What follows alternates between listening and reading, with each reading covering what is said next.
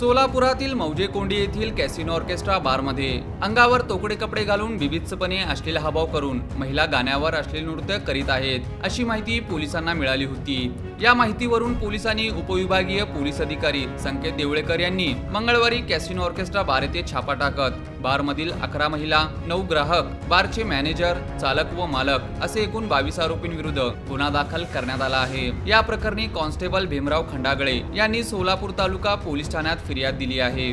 Casino orchestra बार येथून sound box, रोख रक्कम, मोटरसायकल, मोबाईल हँडसेट असा एकूण 5,12,420 रुपये किमतीचा मुद्देमाल हस्तगत करण्यात आला आहे। गुन्ह्याचा अधिक तपास सोलापूर तालुका पोलीस ठाणेकडील नेमणुकीस असलेले सहाय्यक फौजदार रामेश्वर कोडक हे करीत आहेत। या प्रकरणी बार मॅनेजर अमोल शिवाजी चव्हाण राहणार पत्रा तालीम, चालक रमेश अनिल इरकल राहणार बुधवारपेठ, मालक प्रभाकर केशव काळे, अक्षय विलास मस्के दोघेही राहणार सोलापूर, सौमेन श्यामल अधिकारी, भगवान सौदार गोडसे, सौरभ शशिकांत अवताडे, विजय बाळू कसबे, ऋषिकेश सुभाष शिंदे, अमोल काशीनाथ राजपूत, विनोद बाबू पवार असे गुन्हा दाखल झालेल्यांची नावे आहेत।